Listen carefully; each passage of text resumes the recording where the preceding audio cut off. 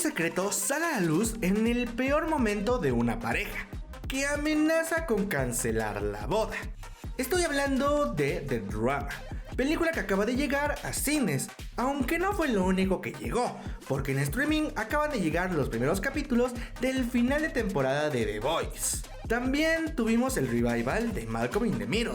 Además, hablaremos de las noticias más relevantes de la semana. Esto y mucho más en el capítulo de hoy. Yo soy Adelbes, cinéfilo de corazón, podcaster en esta ocasión, y esto es Diario de un Cinéfilo.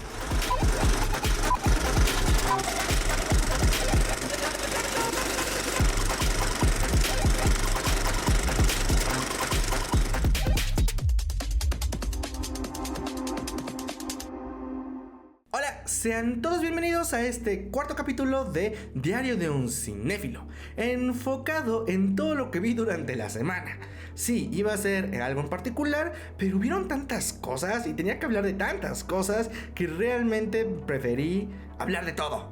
Hablar de todo de una vez y enfocar este capítulo en varios reviews, en varias opiniones, críticas y algunas dudas sobre películas que vi o incluso mensajes de las mismas cosas que vi.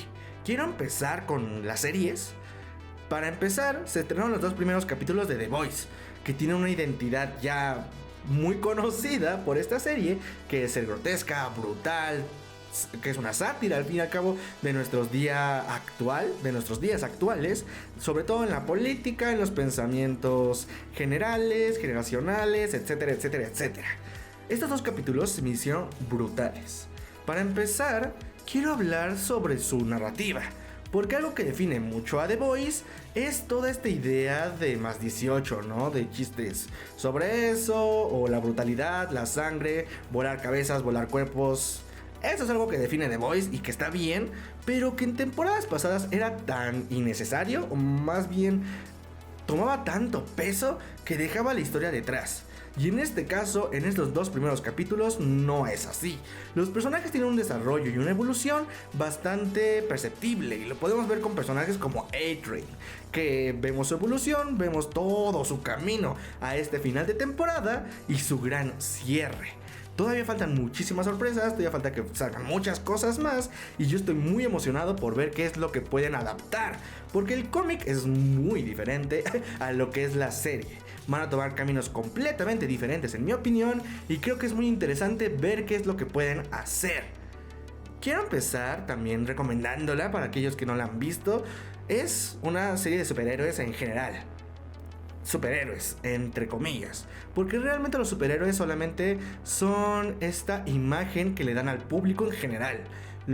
Habla un poco del poder de las masas, de este cuarto poder, cómo toman el poder de las personas, de la opinión, y pueden generar cierta lealtad a los que están detrás de la cámara, a los que dicen hacer ciertas acciones cuando la verdad es de que no. También habla un poco sobre idealización a personas de poder, y con personas de poder me refiero, en este caso en particular, a los que tienen poderes literalmente, pero es un poco una sátira también a las personas que tienen poder político.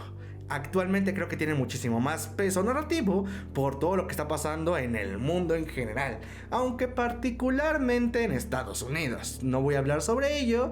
Creo que también la serie deja un poco esa apertura de poder crear tu criterio y de crear tu imagen de lo que es verdad, de lo que es sátira, de lo que es burla, y crear tu propio sistema cognitivo, ¿no? Para mí se me hicieron brutales.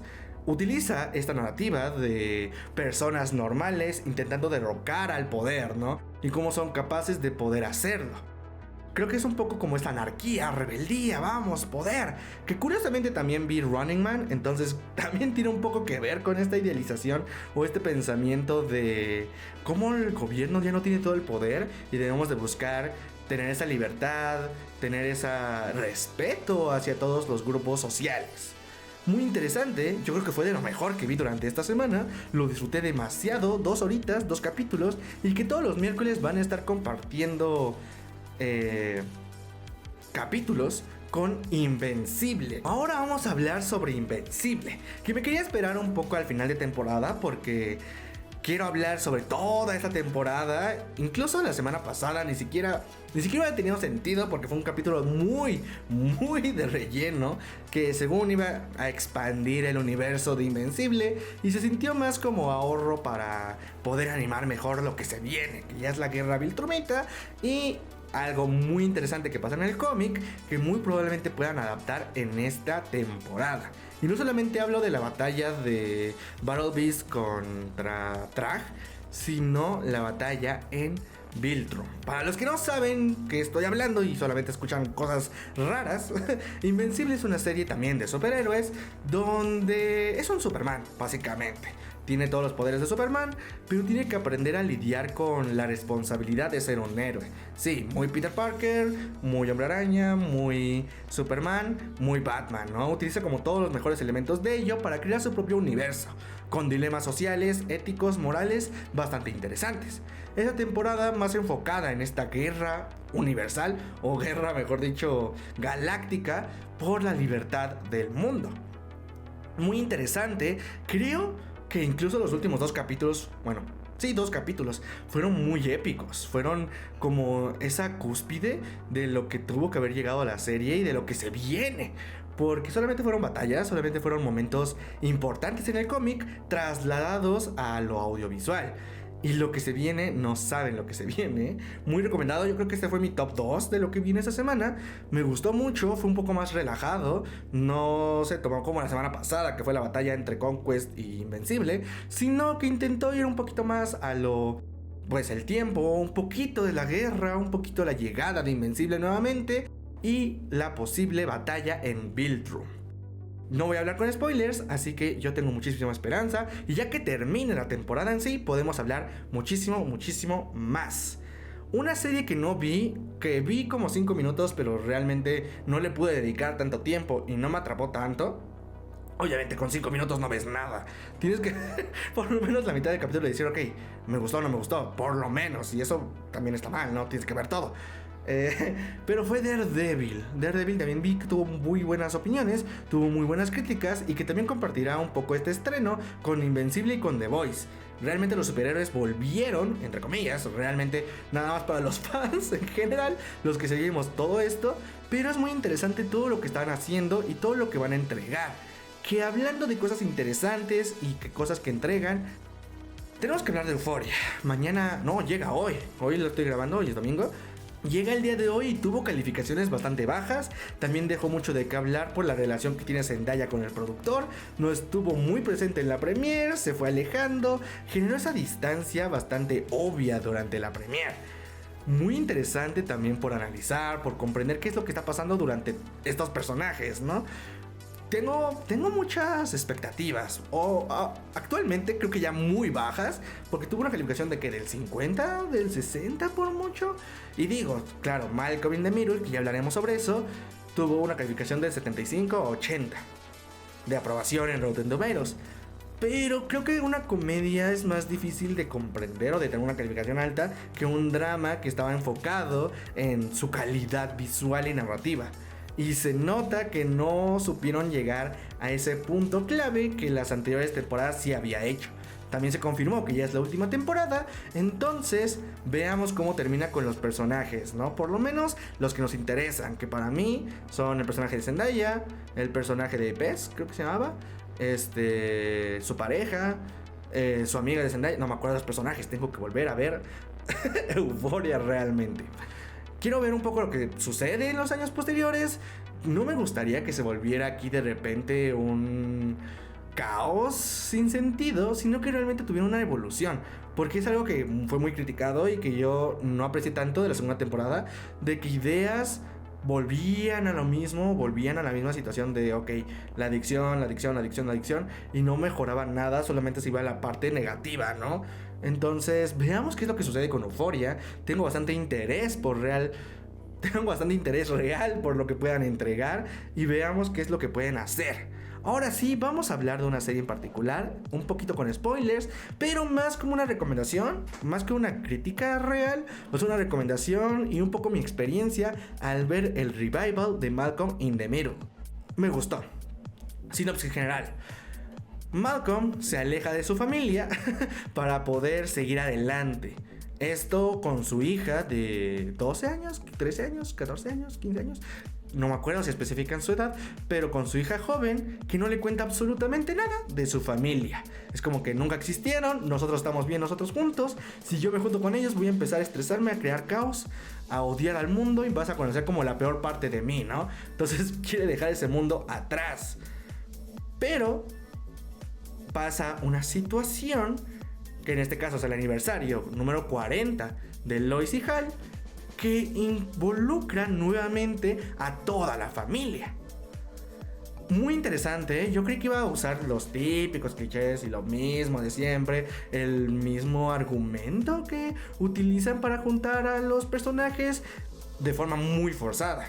Y creo que en este caso no. Creo que los personajes realmente están bien involucrados, son bien representados y que los personajes, las referencias, mejor dicho, no sean forzadas. Porque hay muchísimas referencias de todas las temporadas, muchísimos personajes que realmente te harán sentir bien con lo que viviste, cómo han crecido y cómo pasa el tiempo. Porque creo que es uno de los temas principales de la obra, a pesar de que no es el tema abundante en toda la historia. El tema principal directamente es la familia y cómo, a pesar de que queramos huir o queramos distanciarnos de ellos, pues siguen siendo parte de nosotros, una parte fundamental, y que si amamos y queremos a ellos, vamos a seguir estando con ellos y vamos a valorarlos a pesar de siempre estar peleados, molestándonos o muchas veces chocar con ellos.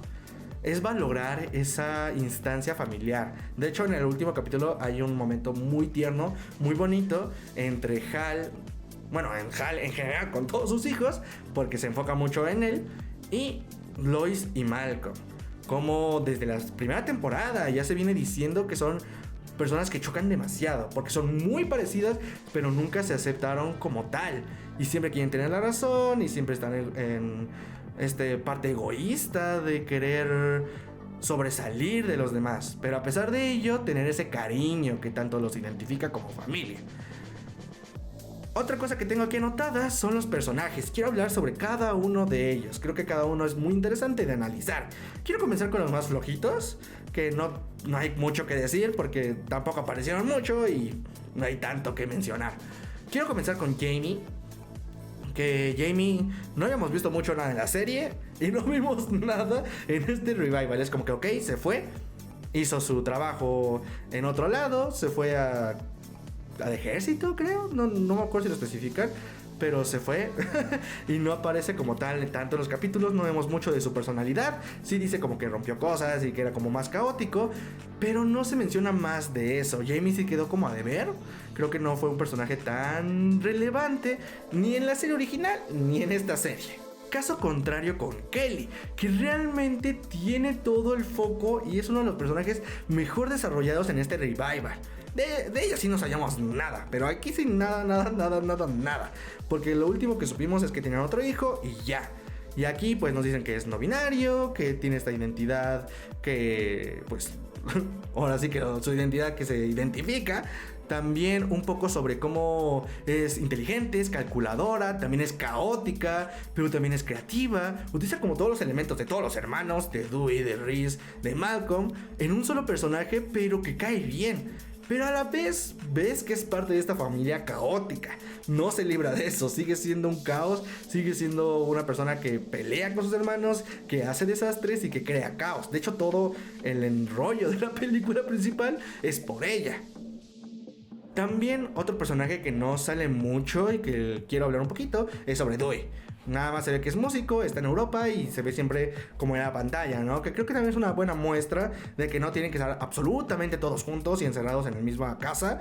Que bueno, el Rey sí lo hace, pero pueden funcionar. Y entiendo que esta construcción de este personaje fue más que nada por Eric Peck Sullivan.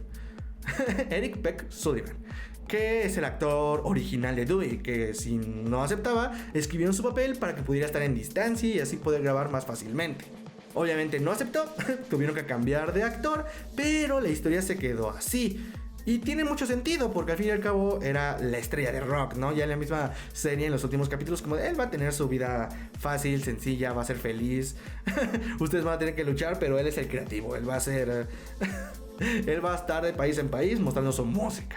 Incluso se me hizo muy interesante, como en el último capítulo, incluso muestra una de sus obras. Muy cool, porque ves esa evolución, no crea un caos gigante o que otra vez los hermanos se vuelvan a pelear y vuelvan a hacer caos en la casa, pues ya son grandes, ya no tendrá sentido narrativo. Y me parece interesante cómo sigue estando involucrado con la familia a pesar de la distancia. Lado contrario de Malcolm, que tenemos que hablar un poquito de él, porque es todo el foco. O sea, ya desde la serie principal, pues sí, todo se enfocaba en él, se llama Malcolm in the Middle. Pero aquí toda la historia, todo el camino de poder volver con la familia, de entender que somos así, que tenemos que amarnos por ello y tenemos que respetarnos y no alejarnos, no alejar a las personas que queremos, sino estar con ellos y que a pesar de que no logremos cumplir con esas metas que una vez nos pusieron, nos acepten y nos quieran por ello.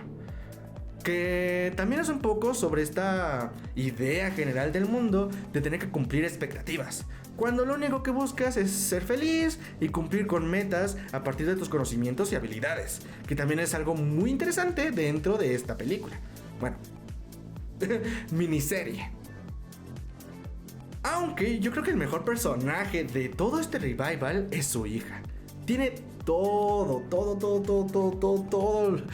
igual que Malcolm, pero de una forma más agradable. Te cae mejor, puedes entender esta ansiedad, este estrés de estar sobrepensando de absolutamente todo.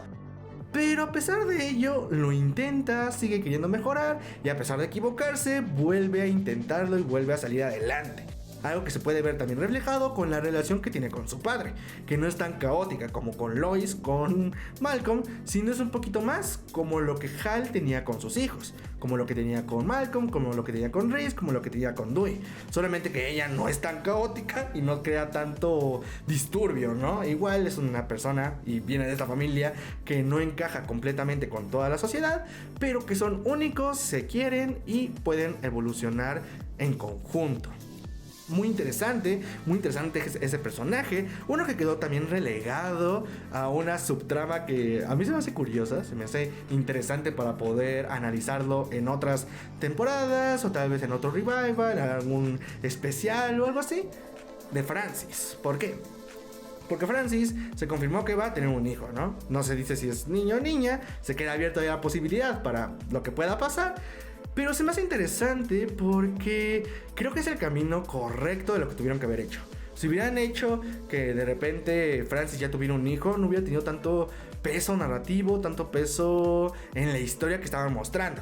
Porque aquí todo tiene que ver con la idea de que Malcolm tiene una hija y que no sabe que tiene esta otra familia, ¿no?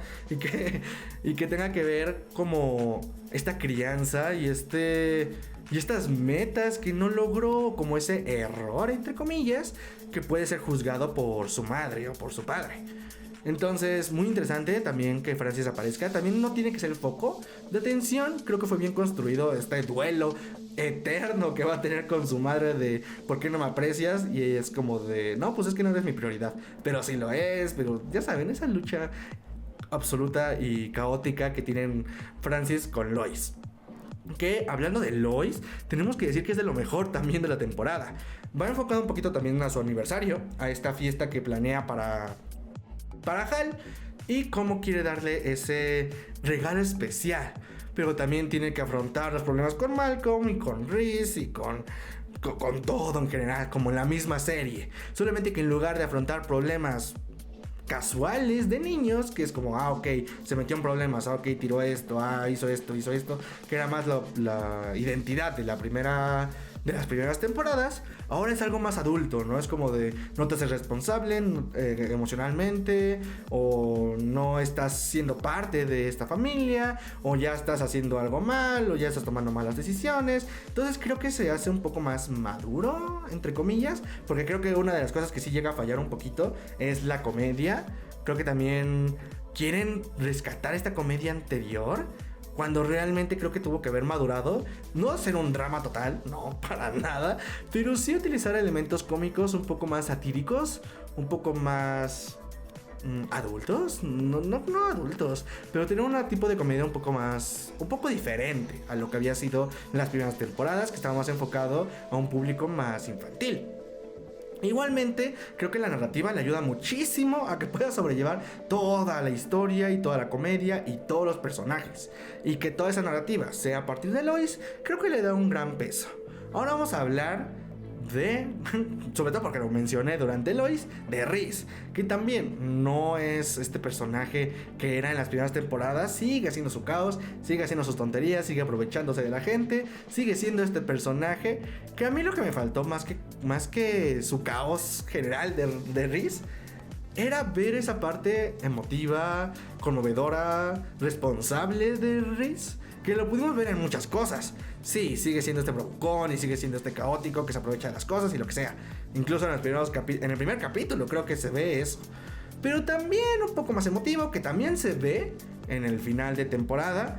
Pero me hubiera gustado que hubiera, no sé, acercadose a Malcolm para hablar con él, para decirle cuánto le extraña, o cosas un poco más emocionales. Creo que Malcolm y Reese y Francis, también Dewey, son como los 4 personajes que pudieron darle mayor emotividad a este regreso de Malcolm a la familia, y que pudiera comprender un poco mejor su papel dentro de ella y su camino que ha desarrollado durante todos estos años. Obviamente los personajes principales son sus padres, y también lo utilizan. De hecho es lo que más utilizan, porque también es este contraste entre Malcolm, sus padres, y Malcolm y su hija, ¿no? Entonces es curioso cómo lo llevan a cabo. Por último, tenemos que hablar del personaje más importante, el mejor personaje, y lo que para mí le dio mucha ternura, mucha emotividad, mucha nostalgia, que es Hal. Todo se enfoca en él, en este revival, que es valorarlo por lo que ha hecho, ¿no? De estar ahí, de siempre quererlos, y a pesar de eso, ellos siguen aprovechándose de él, siguen siendo el caos constante en su vida. Pero él lo acepta, los ama y va a seguir estando para todos ellos. Muy bonito, muy emotivo. Me sacó unas pequeñas lágrimas durante ese último capítulo. Y toda esta emotividad de los personajes clásicos. Que hablando de personajes clásicos, también aparece Stevie, aparecen sus amigos nerds. También aparece su hijo que hicieron los nerds, que es muy interesante, ¿no? Yo no había entendido, no lo capté la primera, la verdad. Pues dije, ¿quién es él? Y ya me explicó mi hermana, ¿no? Es el hijo de los 3 Krillbones. Y es como, curioso que hayan hecho eso. Bastante curioso, interesante y perfectamente creíble, ¿no? También Stevie con su nuevo hijo, que creo que puede abrir mucha posibilidad a una nueva serie. Por lo menos yo lo veo así. De que, por ejemplo, ya tenemos al hijo de Malcolm, tenemos al hijo de Stevie, tenemos al hijo de los Krillbones, y tenemos a Kelly, que pues bueno, ya puede funcionar como la nueva Francis. De que ok, ya no es tan apegada a Malcolm, a Reese, a Dewey, porque ya están más grandes que él. Incluso a Jamie, que ya ni siquiera está en la casa. Pero puede funcionar como esta parte objetiva con las nuevas generaciones, con la hija de Malcolm, con el hijo de Stevie, con el hijo de los Krillbones. Y tener una temporada que ya no se enfoque directamente en la familia, tal vez en los amigos. Creo que podría funcionar bastante bien si es que este revival tiene otro enfoque en una nueva serie. Hablé demasiado, realmente me encantó. Creo que se puede notar que realmente me gustó mucho este revival, y por ello lo recomiendo mucho si no lo han visto, y creo que si eres fan de las primeras temporadas te puede gustar bastante. Bien, ahora vamos a hablar sobre The Drama, que fue la película que vi en cines en esta semana. Comencemos con los aspectos técnicos. ¿Quién está detrás de esta obra? Fue dirigida, editada y el guión es de Christopher Borgley. El editor fue Joshua Raymond Lee y la fotografía fue de Arseny Chachaturan. Espero que se diga bien el nombre, si no aquí lo voy a dejar a un lado. Vamos a hablar un poco sobre la sinopsis general de la película. The Drama trata sobre una pareja que está a punto de casarse, pero antes de la boda se revelan su mayor secreto. Que este secreto hace que los personajes se sientan incómodos, no sepan con quién se están casando y comiencen a tener dudas. Debo decir que este secreto es lo mejor de la película. Una vez que se revela, yo no me lo esperé para nada, y creo que tienes que ir a verla sin saber absolutamente nada. Solamente que es un caos, es una boda, los personajes no se van a entender y listo. Esa es mi recomendación. Porque yo al verla dije, pues puede ser una infidelidad, puede ser algo clásico, ya sabes, lo más cliché, ¿no? Pero creo que el concepto que utiliza y el concepto en general de lo que la obra trata es magnífico. Ya su estructura, su forma de llevarlo a cabo puede ser un poco más criticable, digámoslo ahí, o puede ser de analizarse un poco diferente dependiendo de la perspectiva de la persona que lo está viendo. Fuera de ahí, creo que lo más destacable son las actuaciones de Zendaya y Robert Pattinson. Sobre todo Robert Pattinson, creo que en este caso es un poco más estelar, un poquito más que Zendaya, y logra tener este enfoque más caótico de lo que puede hacer, de lo que tiene que hacer, de lo que piensa, de todo, ¿no? Es como su mundo se desploma en un solo segundo y tiene que poder afrontarlo antes de la boda. O por lo menos decidir qué hace para esa boda. Muy interesante, creo que Zendaya tiene un papel un poquito más tranquilo, entre comillas, un poco más... sí, tranquilo, en el que tiene que ayudar a este otro personaje y debe de mencionar su perspectiva, sus ideas y poder llegar a un acuerdo mutuo. Aquí lo más interesante de todo y lo que más me da de qué hablar sobre esta película y por lo que quise mencionarla es su tema principal. ¿Por qué? Porque para empezar queda esta duda. Una vez que la ves, ¿tú perdonarías ese acto? ¿O cómo actuarías si supieras sobre esto?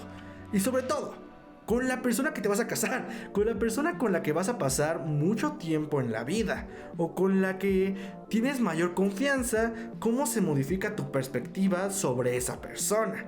Sobre una acción, un pensamiento o algo de su pasado. También nos deja mucho esta incógnita de qué es lo que nos define. ¿Acaso lo que me define es lo que hice, lo que pensé, lo que alguna vez llegué a entender sobre el mundo? ¿O lo que soy ahora? Lo que ahora entiendo sobre el mundo, lo que ahora pienso sobre cómo actúo actualmente. Creo que también el tema es un poco más... ¿cómo decirlo? Personal. En Estados Unidos sobre todo. Y creo que puede dar un poquito más de conversación a qué es lo que tenemos de las demás personas, qué es lo que les da esa identidad y qué puede modificarlo de un día para otro. ¿Cómo podemos perder esa credibilidad, esa confianza, esa transparencia que antes teníamos con esas personas? Un poquito creo que si se va al extremo de no, es lo peor del mundo, estoy casado con un psicópata y me va a matar y creo que se va mucho al extremo. Pero también creo que es válido el ver la perspectiva de no saber qué es lo que va a pasar, ni contigo ni con esa persona. Porque sí, los sentimientos, las emociones siguen ahí. Pero tu perspectiva de lo que era esa persona cambia a lo que te acaba de comentar. Y no es como que lo olvides o lo perdones y ya. Puede que algunas personas sí. Pero en este caso en particular, debe de llevar todo este camino para comprender si es lo que quiere, si es lo que necesita y sobre todo si puede aceptarlo en su vida. Muy respetable y que es una opinión y una crítica que se puede hablar demasiado con diferentes puntos de vista. Es muy interesante para debatir, para platicar, para saber qué es lo que las demás personas harían, para saber qué es lo que las demás personas piensan y qué es lo que las demás personas pueden hacer en esta circunstancia. En ese caso, a mí se me hace brillante la película. También quería hablar sobre las relaciones amorosas y sobre la idealización. Creo que es un tema muy común en todas las parejas y cómo siempre creemos que la persona que va a estar a nuestro lado va a ser perfecta. No va a tener nada malo, no tiene ningún error, nunca ha pensado nada malo y siempre es esa persona indicada para mí. Cuando la verdad es que somos personas. Podemos haber tenido pensamientos malos, podemos haber tenido pensamientos muy buenos, pudimos haber tenido cuestionamientos, algunos deplorables, algunos que no tienen sentido con lo que las demás personas tengan como sentido del mundo en general. Pero de eso se trata la vida, de aprender, de seguir y de moldear nuestro cerebro, de nuestra cabeza, sobre las cosas que aprendemos, vivimos y experimentamos. Muy interesante también para platicar sobre eso, sobre esa idealización de las personas y cómo no tenemos que creer que que la persona que vamos a tener a nuestro lado va a ser un dios y va a ser perfecto y nunca ha cometido ningún error, porque no es así. Aquí la cosa es cómo actúa con nosotros, cómo actúa hoy en día y si realmente aprendió sobre eso. Y no creo, o por lo menos desde mi perspectiva personal, que defina nuestro pasado completamente lo que somos hoy. sí definen el aspecto de que pues nos mejoraron, ¿no? Por ejemplo, si yo en algún momento, digámoslo así, engañé a alguien, le mentí, le hice sentir mal y fue una mentira horrible, si aprendí de ello, ya no hacerlo con las demás personas, ¿no? Pero si ya soy un mitómano y te sigo mintiendo y eso ya afecta a nuestra relación, pues ahí ya está mal. Entonces son un poquito de muchos matices. No es algo blanco y negro, son una escala de grises absolutamente amplia. Creo que es muy interesante también lo que utiliza como el miedo, la paranoia de estar con alguien que no conoces en realidad, o que no tienes esa idea completa de esa persona. Que también habla sobre nuestros tiempos actuales y sobre las relaciones que construimos hoy en día. Que ya no es tanto en conocer a la persona, sino es algo más de tenerla y listo, ¿no? Que también puede ser criticable, que puede ser cuestionable y que da mucho de qué hablar.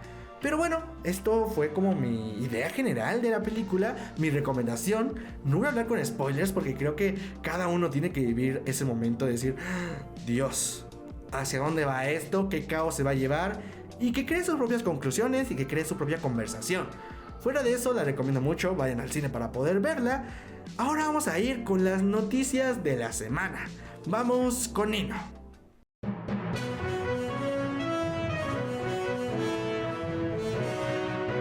Noticias de la semana. Esta semana salió el tráiler de Punisher, dándonos un primer vistazo de esta esperada serie. También salió la confirmación de la segunda temporada de La Oficina. También se dio la venta de las funciones IMAX de Dune Parte 3, las cuales fueron agotadas. Hablando de taquilla, Mario Bros. Tuvo una taquilla de $372.5 millones. También tuvimos el primer vistazo de Mafalda, una serie animada para Netflix. También tuvimos un primer vistazo de Reagan, una película animada también para Netflix. Hubo desinformación sobre el fallecimiento de Michael J. Fox, reaccionando de forma irónica sobre este acontecimiento. También se dio a conocer la palomera de Devil's Wears Prada 2, las cuales llegarán a la Ciudad de México. Ya está en desarrollo una película de Metal Gear Solid en live action. Y por último tuvimos el trágico fallecimiento del actor John Nolan a los 87 años. Yo soy Nino y nos vemos la próxima semana.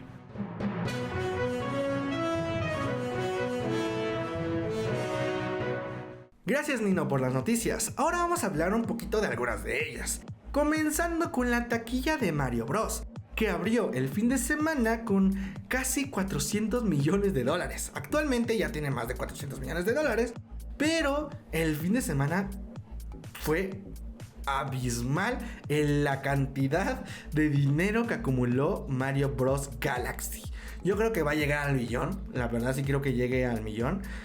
Y esto habla mucho sobre la importancia de adaptar este tipo de películas de una forma correcta y también de llegar a un público objetivo muy amplio, porque los fans de Mario Bros son excesivamente grandes y muchos la cuestionaron, muchos la criticaron, muchos dijeron cosas negativas y etcétera, pero todos la fueron a ver. La verdad es que todos los fans la fuimos a ver, todos la disfrutamos y por lo menos tuvimos de qué hablar y pudimos hacer que más personas fueran a darle esta oportunidad al cine de animación. Muy interesante, muy de análisis. Yo creo que va a ser de las películas más taquilleras del año en general, aunque compite con otras obras gigantescas, como lo es Avengers Endgame y Spider-Man Brand New Day.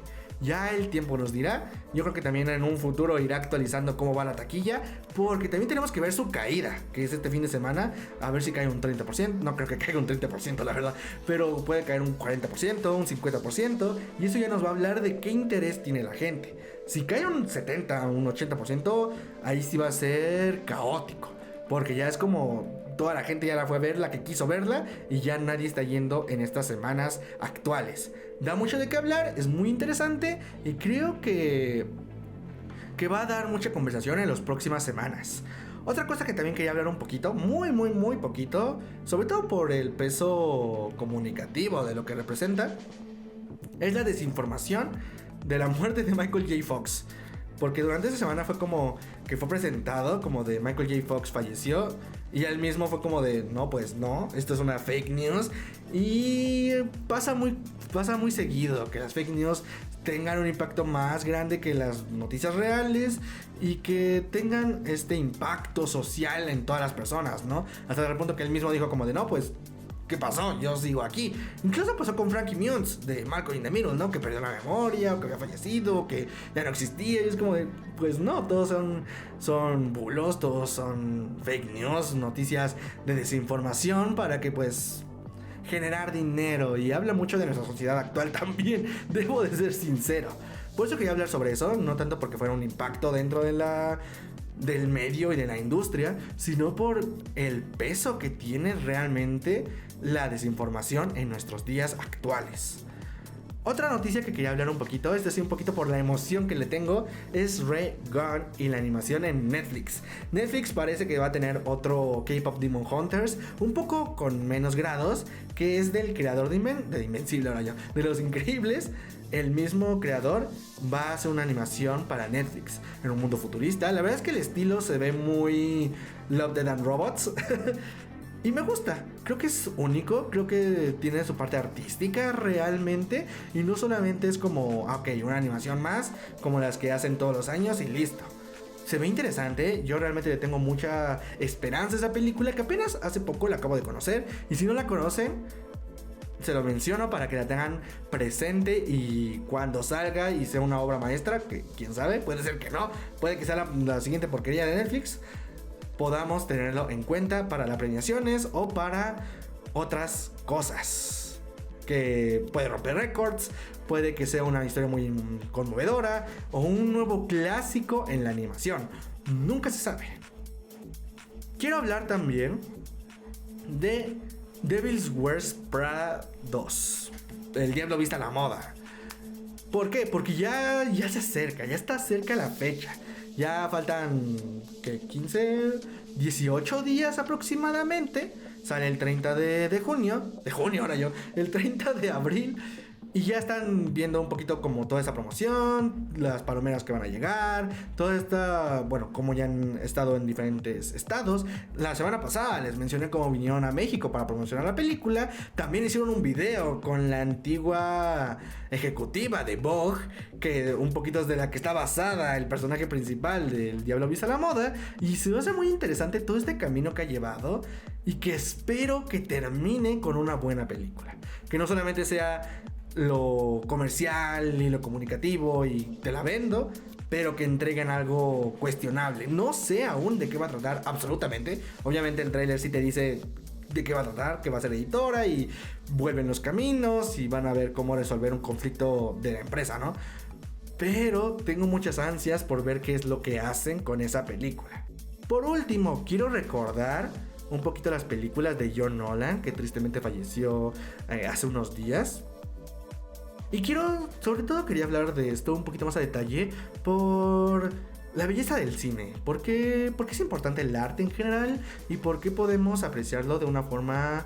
O quiero darte como esa perspectiva mía de cómo el cine funciona como un medio para recordar a las personas. Para recordar sus trabajos, su mentalidad, de que alguna vez estuvieron aquí con nosotros y formaron parte de este bonito mundo. John Nolan principalmente es recordado por Dunkirk, Batman Regresa, que son películas que yo vi. También tiene otras obras principales. Y creo que creo que mi idea de hablar sobre este actor que acaba de fallecer es recordar y poder encontrar obras importantes de personas que ya no están con nosotros. En este caso John Nolan, que pudo haber sido como un extra en algunas películas, pero a pesar de ello formó parte de la historia esencial del cine. Es una persona importante dentro de este medio, a la cual se le va a extrañar y se le va a valorar por su gran trabajo dentro del cine. Una vez dicho esto, vamos a irnos con una pequeña dinámica, ya la conocen los que siguen estos capítulos, que es adivinar la película por su elenco. En este caso, recordando un poquito el trabajo de John Nolan, es una película en la que él participó y la cual recomiendo mucho. ¡Vamos allá! Adivina la película por su elenco. Te voy a decir 3 actores que participaron en la película y tú tienes que adivinar de qué película se trata. Recuerda que si quieres saber la respuesta, el día viernes voy a subir de qué película se trató. La pista número 1 es Cillian Murphy. Ha participado en muchas películas y esta es otra de ellas. La pista número 2 es Tom Hardy. ¿Recuerdas alguna película que haya participado con él? Para la última y la pista más obvia es Fionn Whitehead. Déjame en los comentarios de qué película se trata. Bien, ahora vamos a otra cosa completamente diferente. Como les digo, este capítulo está enfocado en películas que vi durante la semana.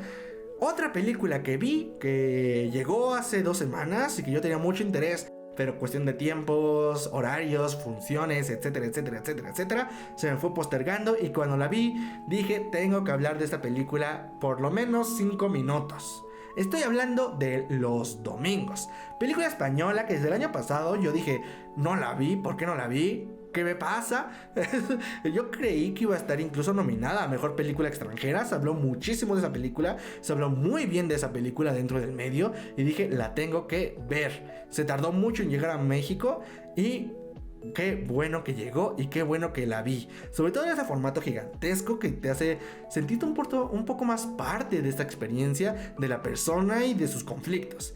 Que a pesar de que yo no comparto esta parte espiritual sobre Dios, la iglesia, etcétera, etcétera, creo que tiene un tema tan universal que le impacta a todas las personas. Comencemos con los apartados técnicos. Ya saben, ¿quién está detrás de esta película? Dirección y guión fue de Laura Ruiz de Azúa. El editor fue Andrés Gil y la fotografía fue de Beth Roerich. Comencemos con el tema que a mí más me impactó, que tuvo mayor impacto personalmente por mi experiencia de vida, por mis decisiones de vida y por todo mi camino que he desarrollado y que tuvo mayor impacto personalmente, que son los sueños, las metas y el intentar proteger a aquellas personas de lo que tú ya viviste y de lo que tú piensas sobre el mundo. Vamos con el sinopsis general. Nuestra protagonista quiere ser monja y es cuestionada por su familia por esa decisión. Su familia no quiere que sea monja, quiere que vaya a la universidad, que experimente, que conozca diferentes cosas que ellos ya vivieron, ¿no? Y encuentre un trabajo y tenga esta vida clásica del mundo en general, de lo que la sociedad nos dice. Pero ella no quiere eso, ella quiere vivir en un convento y vivir a partir de la fe y la espiritualidad. Mucho de lo que menciona la película y algo que se me quedó muy grabado y se me hizo demasiado bonito cómo es interpretado y cómo es dicho, es este amor hacia Dios, como el amor hacia tu padre, hacia tu madre, hacia tu hermano, como algo indescriptible que siempre va a estar ahí, que siempre lo vas a sentir y no lo puedes explicar. No es como de que, sí, siento esto y esto. No es algo tangible, es algo emocional que es parte de ti y te motiva a seguir adelante. En este caso, ese es su sueño, esa es su meta. Y mucho da esa conversación y que tuvo mayor peso conmigo en el hecho de decir, ok, yo lo vivo más con el cine, por ejemplo. Yo amo el cine, amo las artes. Pero ese amor significa que yo tenga que llevar mi camino de vida hacia eso. ¿Es correcto? ¿Es válido? ¿Acaso no es tan egoísta el enfocarme tanto en lo que yo quiero, en lo que me agrada, en lo que me gusta y en lo que amo, a decisiones de otras personas y a partir de mi futuro? ¿Qué responsabilidades tengo yo ante esas decisiones de vida? Se me hace muy impactante. Y también el aspecto del lado de los padres, porque incluso yo lo he realizado, lo he hecho, de decir ideas que yo tengo de cómo funciona el mundo y decir a las personas como de, no, es que no lo hagas, o es que céntrate, o intenta hacer proyectos, o intenta hacer cosas, pero la visión de la otra persona es totalmente diferente a la mía. Y es completamente válida. Y es completamente válido que esa persona dude y que esa persona no sepa de lo que quiere y de lo que necesita y de lo que el camino de vida que está buscando. Porque es una persona completamente diferente a mí. Y yo lo hago con una buena intención, ¿no? En este caso los padres lo hacían con una buena intención de decir, bueno, no, de hecho ni siquiera los padres, es la tía que dice como de, es que yo, con mi experiencia de vida y con lo que yo he visto, ese grupo, en este caso la iglesia, son estafadores o nada más quieren aprovecharse de tu tiempo. Vas a perder el tiempo ahí, pero esto fue tu experiencia, fue tu vida. No significa que la otra persona represente lo mismo, signifique lo mismo y que le vaya a pasar lo mismo. Le intentas proteger y le intentas ayudar, le intentas decir todo lo negativo para que ella pueda tomar unas mejores decisiones. Pero son sus decisiones, no son tus decisiones. Y no significa que el mundo sea blancos y grises. No son completamente malos, ni tú eres completamente buena. Entonces es difícil encontrar un balance entre proteger, ayudar y seguir adelante. También se ve reflejado con el padre, que el padre lo acepta un poco más. Es como de que sí, que lo haga, sí, que lo valore. Y choca con su hermana porque es como de, ¿por qué la dejas ir? Y es su vida.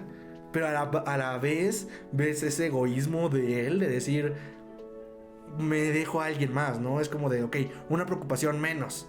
Que tampoco debería de ser así. Es como los dos extremos, que es la tía y el padre, de decir, o la sobreprotejo y no la dejo hacer absolutamente nada, o la dejo hacer absolutamente todo y tengo un problema menos.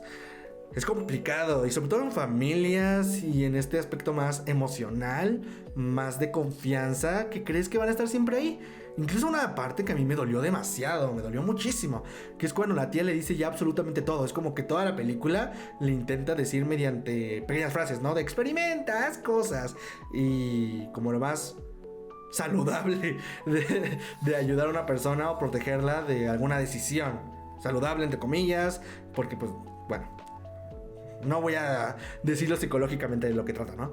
Pero una parte que me rompió fue cuando empezó a decir todo directamente, como de, no, son una mentira, te van a estafar, vas a volver y vas a decirme y vas a hacer, y es como de ella de, entiendo eso, o no lo dice directamente, pero es como lo entiendo que te sientes así, entiendo que me vas a extrañar y que me quieres, pero este es mi camino, esto es lo que yo decidí, esto es lo que me hace feliz y esto es lo que yo quiero para mí.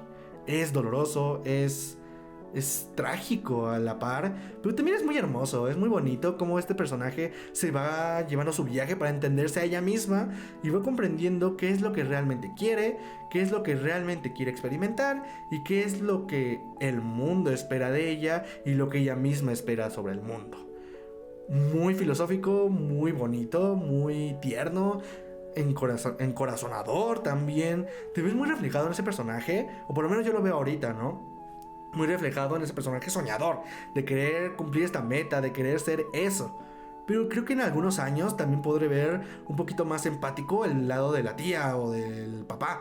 De decir, ok, entiendo esa parte de querer ayudar y de querer sobreproteger a alguien porque sabes que puede ser un caos. Y de querer, de quitarte este egoísmo, quitar esta idea egoísta de que todas las cosas son como tú crees y que pues hay que trabajarlas y hay que seguir adelante. Pero es que cada uno tiene su vida, cada uno tiene su propio camino y cada uno tiene que afrontar las responsabilidades de lo que decide y de lo que hace. Muy bonita, yo la recomiendo mucho si no la han visto. Espero que les haya gustado este capítulo, un poco de reseñas, de hablar de cosas que me gustan, de hablar de todo lo que vi. Es Diario de un Cinéfilo, así que obviamente tenemos que hablar de todo lo que está presente día a día. Espero que les haya gustado. Yo soy ADLB, cinéfilo de corazón, podcaster en esta ocasión. Recuerden, estas experiencias se ven muchísimo mejor en el cine. Y yo les deseo buenos días, buenas tardes y buenas noches.